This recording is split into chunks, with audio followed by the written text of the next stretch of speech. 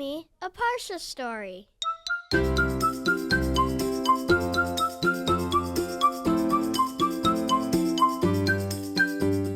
Welcome to Parsha House.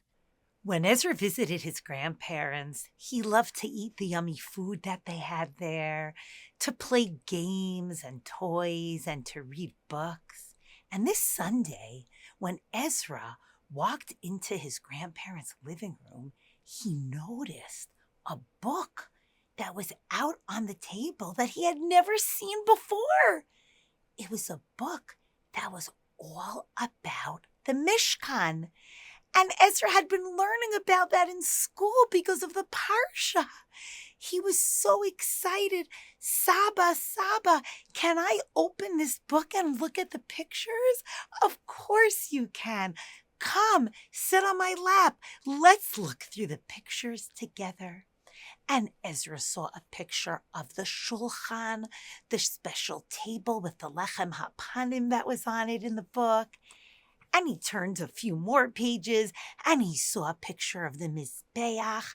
And then he started getting up to the pictures of the clothing that the Kohen Gadol wore in the Beit HaMikdash. And there were 8 special pieces of clothing that he wore. And Ezra got to the me'il, and he said to his grandfather, Saba, look how beautiful this special me'il was that the Kohen Gadol got to wear. Do you know what interests me most about this picture, Saba? The bottom of the me'il. Pomegranate bell, pomegranate bell, pomegranate bell. It is gorgeous. What a piece of art. Yes, his Saba told him. And you know what the Torah tells us? The Torah tells us that when Aaron would walk, v'nishma kolo b'vo'o el hakodesh, lifnei Hashem uvitzeto, that when Aaron walked in or out, it let be known that he was entering because it made a sound. And that was very, very serious. He needed to walk with those bells and pomegranates ringing as he entered. Saba, Ezra asked, Hashem knows everything. Hashem knows when Aaron is entering. Why are those bells necessary when he's walking? It kind of reminds me of knocking on a door to let somebody know that you're coming in. But Hashem knew that Aaron was coming in. You're right, Saba answered Ezra. Hashem knows everything. Hashem knew that Aaron was coming. But Hashem wanted Aaron to be aware that he was entering a holy place, and that he needed to act in a certain way. Because, Ezra, sometimes when a person thinks that they're on their way to doing something really good, like Aaron was on his way to be doing work in the Beit HaMikdash in the Kodesh, they might forget their manners. And Hashem wanted to make sure that Aaron remembered his manners and announced that he was on his way in. Ezra, I want to tell you a story about when your mom was a little girl. She came home from school one day and said, Abba, I must tell you what happened in school today. The story doesn't start off so good, but it ends off in a really good way. Oh, okay, I'd love to hear what happened.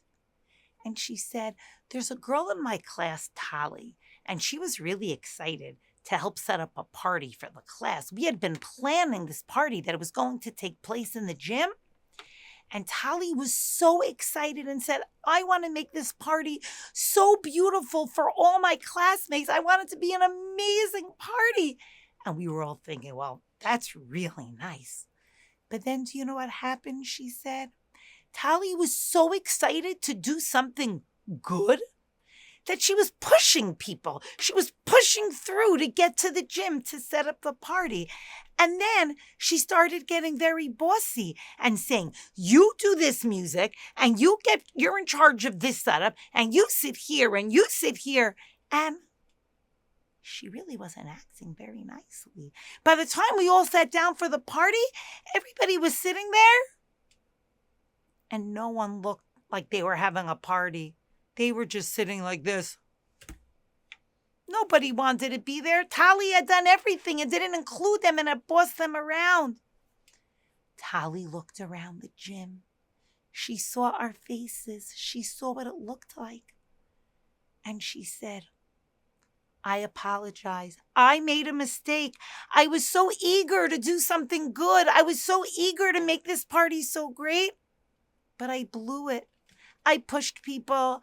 I was too bossy. I actually forgot how to do it because I was so excited to do something good. Wow, Ezra said, my mom never told me that story. That's amazing.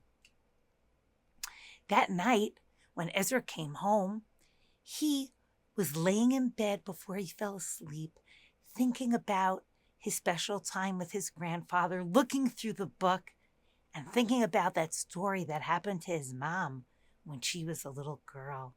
When Ezra woke up the next morning, he was thinking about something that he often did, which would be to bust through the door of his sister's room and jump on her bed to say, good morning, good morning. Time to wake up, Leah. But instead, Ezra had his hand on the doorknob, knocked very gently and said, Leah, may I come in? Good morning. It's morning time. And as he knocked on her door, he remembered the message of the Kohen Gadol in the Beit HaMikdash. And I hope that we can all learn from the pomegranate bell, as it jingled on the bottom of the me'il of the Kohen Gadol, that it's not just what we do, it's how we do it.